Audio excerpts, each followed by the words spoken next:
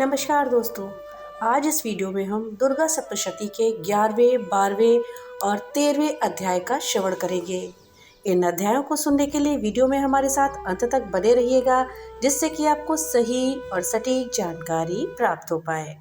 दुर्गा सप्तशती का 11वां अध्याय नारायणी स्तुति कहलाता है और इसका पाठ भक्तों को संकटों से मुक्ति, साहस, शांति और आर्थिक स्थिरता प्रदान करता है। इस अध्याय के पाठ से राहु, केतु और शनि जैसे ग्रहों के अशुभ प्रभाव से भी रक्षा होती है। ये अध्याय माँ दुर्गा के सर्वव्यापी, अभयदाता और संकटहारी रूप का स्मरण कराता है और श्रद्धा व निष्ठा से करने पर जीवन की उलझनों को सुलझाता है। महर्षि मेधा कहते हैं, दैत्य के मारे जाने पर इंद्रादि देवता अग्नि को आगे करके कात्यायनी देवी की स्तुति करने लगे। उस समय अभीष्ट की प्राप्ति के कारण उनके मुख खिले हुए थे। देवताओं ने कहा, हे शरणागतों के दुख को दूर करने वाली देवी, तुम प्रसन्न हो। हे संपूर्ण जगत की माता, तुम प्रसन्न हो। विंध्येश्वरी, तुम विश्व की रक्षा करो, क्योंकि तुम इस चर और अचर की ईश्वरी हो। हे देवी, संपूर्ण जगत की आधार रूप हो, क्योंकि तुम पृथ्वी रूप में भी स्थित हो और अत्यंत पराक्रम वाली देवी हो। तुम विष्णु की शक्ति हो, विश्व की बीज परम माया हो और तुमने ही इस संपूर्ण जगत को मोहित कर रखा है। तुम्हारे प्रसन्न होने पर भी ये पृथ्वी मोक्ष को प्राप्त होती है। हे देवी, संपूर्ण विद्याएं तुम्हारे ही भिन्न भिन्न स्वरूप हैं। इस जगत में जितनी स्त्रियां हैं वो सब तुम्हारी ही मूर्तियां हैं। एकमात्र तुमने ही इस जगत को व्याप्त कर रखा है। तुम्हारी स्तुति किस प्रकार हो सकती है, क्योंकि तुम परम बुद्धि रूप हो और संपूर्ण प्राणी रूप स्वर्ग और मुक्ति देने वाली हो। अतः इसी रूप में तुम्हारी स्तुति की गई है। तुम्हारी स्तुति के लिए इससे बढ़कर और क्या युक्तियां हो सकती हैं। संपूर्ण जनों के हृदय में बुद्धि रूप होकर निवास करने वाली, स्वर्ग तथा मोक्ष प्रदान करने वाली है। हे नारायणी देवी, तुमको नमस्कार है। कला, काष्ठा आदि रूप से अवस्थाओं को परिवर्तन की ओर ले जाने वाली तथा प्राणियों का अंत करने वाली नारायणी, तुमको नमस्कार है। हे नारायणी, संपूर्ण मंगलों के मंगल रूप वाली, हे शिवे, हे संपूर्ण प्रयोजनों को सिद्ध करने वाली, हे शरणागत वत्सला, तीनों नेत्र वाली गौरी, तुमको नमस्कार है। सृष्टि, स्थिति तथा संहारों की शक्तिभूता सनातनी देवी, गुणों का आधार तथा सर्व सुखमयी नारायणी, तुमको नमस्कार है। हे शरण में आए हुए शरणागतों, दीन दुखियों की रक्षा में तत्पर, संपूर्ण पीड़ाओं को हरने वाली, हे नारायणी, तुमको नमस्कार है। हे नारायणी, तुम ब्राह्मणी का रूप धारण करके हंसों से जुते हुए विमान पर बैठती हो तथा कुश से अभिमंत्रित जल छिड़कती रहती हो। तुम्हें नमस्कार है। माहेश्वरी रूप से त्रिशूल, चंद्रमा और सर्पों को धारण करने वाली, हे महावृषभ वाहन वाली नारायणी, तुम्हें नमस्कार है। मोरों तथा मुकुटों से घिरी रहने वाली, महाशक्ति को धारण करने वाली, हे कौमारी रूप धारणी निष्पाप नारायणी, तुम्हें नमस्कार है।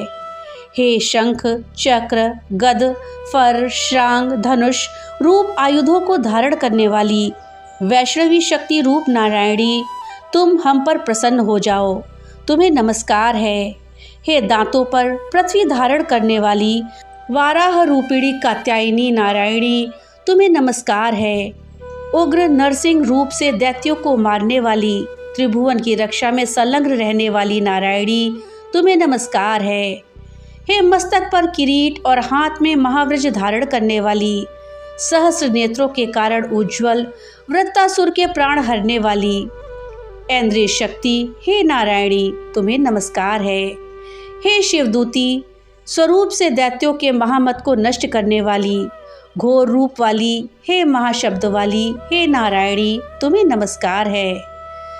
दाढ़ों के कारण विकराल मुख वाली, मुंडमाला से विभूषित मुंडमर्दिनी चामुंडा रूपा नारायणी, तुम्हें नमस्कार है।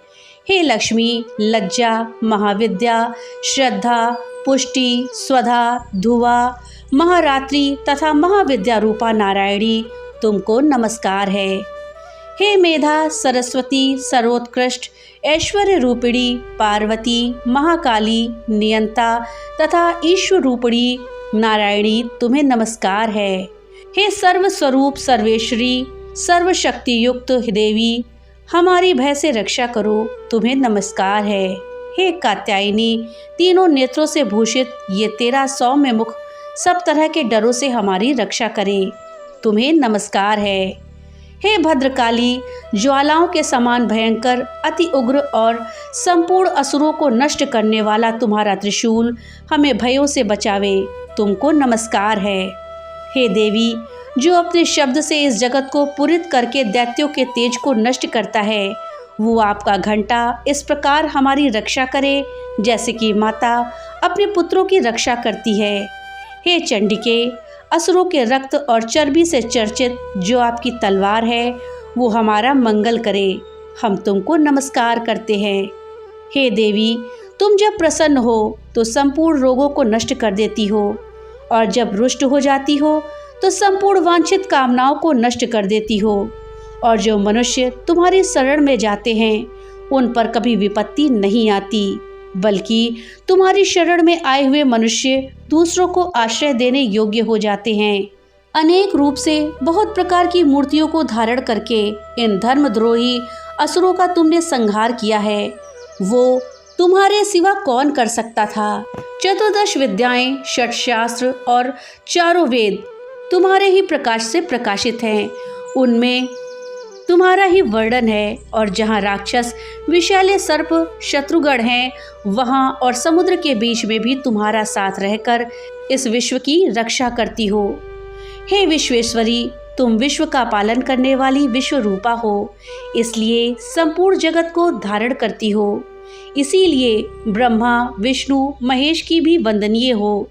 जो भक्ति पूर्वक तुमको नमस्कार करते हैं वो विश्व को आश्रय देने वाले बन जाते हैं। हे देवी तुम प्रसन्न हो जाओ और असुरों को मारकर जिस प्रकार हमारी रक्षा करी है ऐसे ही हमारे शत्रुओं से हमारी सदा रक्षा करती रहो। संपूर्ण जगत के पाप नष्ट कर दो और पापों तथा उनके फल स्वरूप होने वाली महामारी आदि बड़े बड़े उपद्रवों को शीघ्र ही दूर कर दो। विश्व की पीड़ा को हरने वाली देवी शरण में पड़े हुओं पर प्रसन्न हो जाओ। त्रिलोक निवासियों की पूजनीय परमेश्वरी हम लोगों को वरदान दो। देवी ने कहा हे देवताओं मैं तुमको वर देने को तैयार हूँ आपकी जैसी इच्छा हो वैसा वर मांग लो मैं तुमको दूंगी। देवताओं ने कहा हे सर्वेश्वरी त्रिलोकी के निवासियों की समस्त पीड़ाओं को तुम इसी प्रकार हरती रहो और हमारे शत्रुओं को इसी प्रकार नष्ट करती रहो। देवी ने कहा वैवस्वत मनवंतर के 28वें युग में 2 और महाअसुर शुंभ और निशुंभ उत्पन्न होंगे। उस समय मैं नंदगोप के घर से यशोदा के गर्भ से उत्पन्न होकर विंध्याचल पर्वत पर शुंभ और निशुंभ का संहार करूंगी। फिर अत्यंत भयंकर रूप से पृथ्वी पर अवतीर्ण होकर मैं वैप्रचित नामक दानवों का नाश करूंगी। उन भयंकर महाअसुरों को भक्षण करते समय मेरे दांत अनार पुष्प के समान लाल होंगे।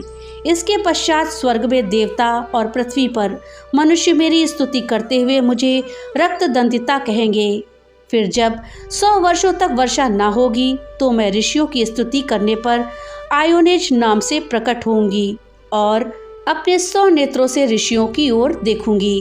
अतः मनुष्य शताक्षी नाम से मेरा कीर्तन करेंगे। उसी समय मैं अपने शरीर से उत्पन्न हुए प्राणों की रक्षा करने वाले शाकों द्वारा सब प्राणियों का पालन करूंगी और तब इन पृथ्वी पर शाकंभरी नाम से विख्यात होंगी और इसी अवतार में मैं दुर्ग नामक एक महाअसुर का वध करूंगी और इससे मैं दुर्गा देवी के नाम से प्रसिद्ध हो जाऊंगी।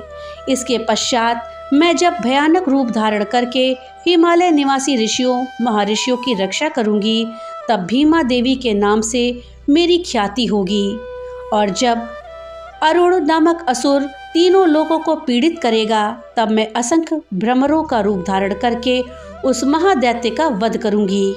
तब स्वर्ग में देवता और मृत्यु लोक में मनुष्य मेरी स्तुति करते हुए मुझे भ्रामरी के नाम से पुकारेंगे। इस प्रकार जब जब पृथ्वी राक्षसों से पीड़ित होगी तब तब मैं अवतरित होकर शत्रुओं का नाश करूंगी। तो दोस्तों, ये था दुर्गा सप्तशती का 11वां अध्याय। दुर्गा सप्तशती के 12वें अध्याय का पाठ करने से यश, लाभ, मान, सम्मान और शत्रुओं का नाश होता है। ये अध्याय सभी प्रकार की बाधाओं और कष्टों को दूर करता है, दरिद्रता को समाप्त करता है और परिवार में सुख और शांति लाता है। इसके अतिरिक्त ये रोगियों को रोगों से मुक्ति दिलाता है और व्यक्ति को बुद्धिमान, धनवान और पुत्र संपन्न बनाता है। देवी बोली, हे देवताओं, जो पुरुष इन स्तोत्रों द्वारा एकाग्रचित होकर मेरी स्तुति करेगा, उसके संपूर्ण कष्टों को निस्संदेह ही हर लूंगी। मधुकैटभ के नाश, महिषासुर के वध और शुंभ तथा निशुंभ के वध की जो मनुष्य कथा कहेंगे, मेरे महात्म्य को जो अष्टमी, चतुर्थी व नवमी के दिन एकाग्रचित से भक्ति पूर्वक सुनेंगे, उनको कभी कोई पाप न रहेगा। पाप से उत्पन्न हुई विपत्ति भी उनको न सताएगी। उनके घर में दरिद्रता नहीं होगी और न उनको प्रियजनों का विक्षोभ होगा। उनको किसी प्रकार का भय न होगा। इसलिए प्रत्येक मनुष्य को भक्ति पूर्वक मेरे इस कल्याणकारक महात्म्य को सदा पढ़ना और सुनना चाहिए।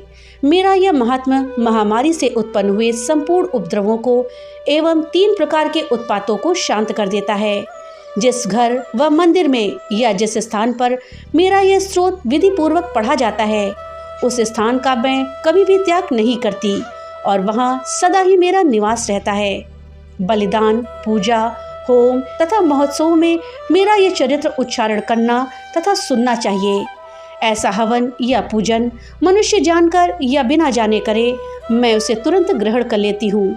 और शरद काल में प्रत्येक वर्ष जो महापूजा की जाती है, उनमें मनुष्य भक्तिपूर्वक मेरा यह महात्म्य सुनकर सब विपत्तियों से छूट जाता है और धन, धान्य तथा पुत्रादि से संपन्न हो जाता है।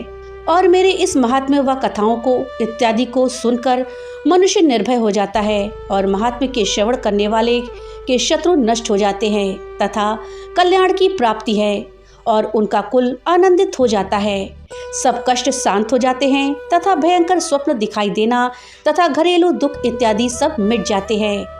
बाल ग्रहों में ग्रसित बालकों के लिए ये मेरा महात्म्य परम शांति देने वाला है। मनुष्यों में फूट पड़ने पर यह भली भांति मित्रता करवाने वाला है। मेरा यह महात्म्य मनुष्यों को मेरी जैसी सामर्थ्य की प्राप्ति करवाने वाला है।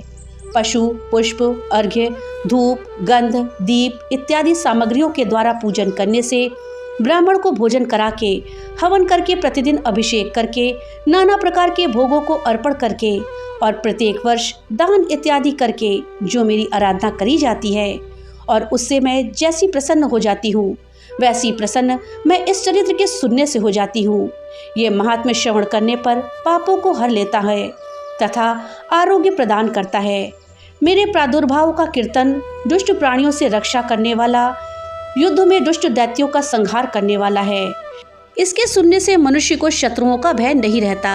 हे देवताओं, तुमने जो मेरी स्तुति करी है अथवा ब्रह्मा जी ने जो मेरी स्तुति करी है, वो मनुष्यों को कल्याणकारी बुद्धि प्रदान करने वाली है।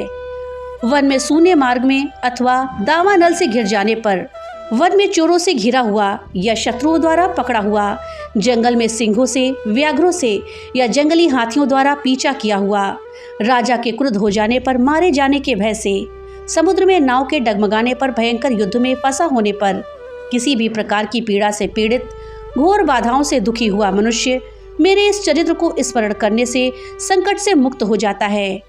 मेरे प्रभाव से सिंह, चोर या शत्रु इत्यादि दूर भाग जाते हैं और पास नहीं आते।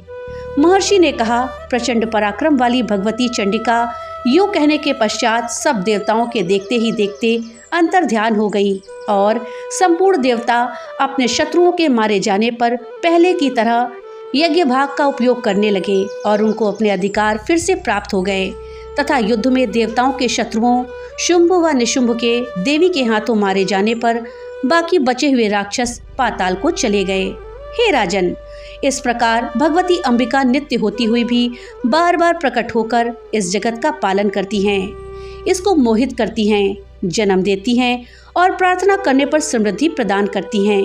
हे राजन, भगवती ही महाप्रलय के समय महामारी का रूप धारण करती हैं और वही संपूर्ण ब्रह्मांड में व्याप्त हैं और वही भगवती समय समय पर महाकाली तथा महामारी का रूप बनती हैं और स्वयं अजन्मा होती हुई भी सृष्टि के रूप में प्रकट होती हैं।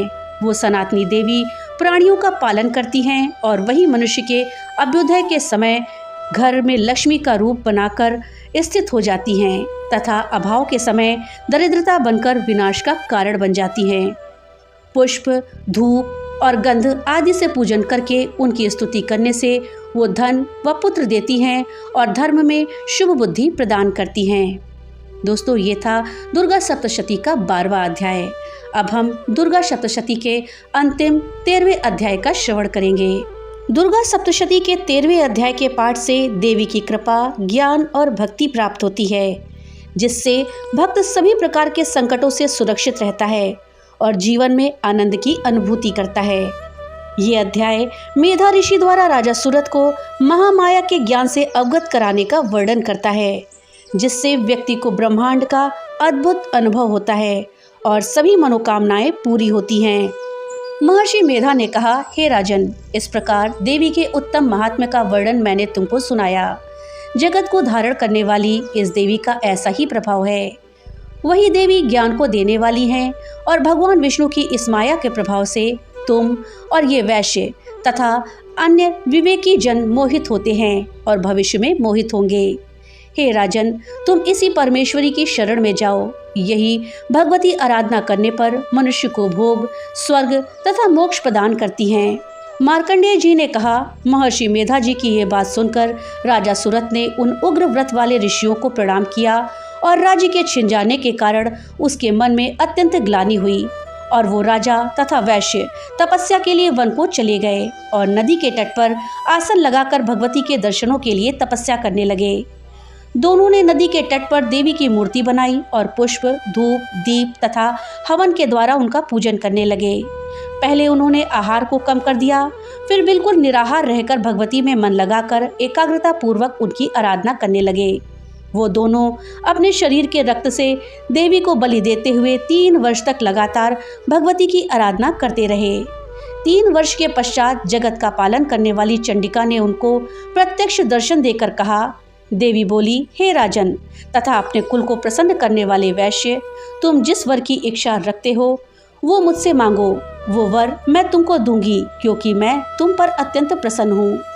मार्कंडेय जी कहते हैं, ये सुनकर राजा ने अगले जन्म में नष्ट न होने वाला अखंड राज्य और इस जन्म में बलपूर्वक अपने शत्रुओं को नष्ट करने के पश्चात अपना पुनः राज्य प्राप्त करने के लिए भगवती से वरदान मांगा। और वैश्य ने भी, जिसका चित्त संसार की ओर से विरक्त हो चुका था, भगवती से अपनी ममता तथा अहंकार रूप आसक्ति को नष्ट कर देने वाले ज्ञान को देने के लिए कहा। देवी ने कहा, हे राजन, तुम शीघ्र ही अपने शत्रुओं को मारकर पुनः अपना राज्य वापस प्राप्त कर लोगे। तुम्हारा राज्य स्थिर रहने वाला होगा। फिर मृत्यु के पश्चात आप सूर्यदेव के अंश से जन्म लेकर सावर्णिक मनु के नाम से इस पृथ्वी पर ख्याति को प्राप्त करेंगे। हे वैश्य, कुल में श्रेष्ठ, आपने जो मुझसे वर मांगा है वो मैं आपको देती हूँ। आपको मोक्ष देने वाले ज्ञान की प्राप्ति होगी। मार्कंडेय जी कहते हैं, इस प्रकार उन दोनों को मनोवांछित वर प्रदान कर तथा उनसे अपनी स्तुति सुनकर भगवती अंतर्ध्यान हो गई और इस प्रकार क्षत्रियों में श्रेष्ठ वो राजा सूरत भगवान सूर्यदेव से जन्म लेकर इस पृथ्वी पर सावर्णिक मनु के नाम से विख्यात हुआ। दुर्गा सप्तशती के पाठ के बाद सिद्ध कुंजिका स्त्रोत का पाठ अवश्य करना चाहिए। इससे सभी मनोरथ पूरे होते हैं। सिद्ध कुंजिका स्त्रोत देवी महात्म्य के अंतर्गत परम कल्याणकारी स्त्रोत है। ये स्त्रोत रुद्यामल तंत्र के गौरी तंत्र भाग से लिया गया है। सिद्ध कुंजिका स्त्रोत का पाठ पूरी तरह दुर्गा सप्तशती के पाठ के बराबर है। इस स्त्रोत के मूल मंत्र नवाक्षरी मंत्र के साथ प्रारंभ होते हैं। नवाक्षरी मंत्र है ओम ऐं ह्रीं क्लीं चामुंडाय विच्छे। कुंजिका का अर्थ है चाबी, अर्थात कुंजिका स्त्रोत दुर्गा सप्तशती की शक्ति को जागृत करता है, जो महेश्वर शिव के द्वारा गुप्त कर दी गई है। इस स्त्रोत के पाठ के बाद किसी और जप या पूजा की आवश्यकता नहीं पड़ती। कुंजिका स्त्रोत के पाठ मात्र से सभी जाप सिद्ध हो जाते हैं।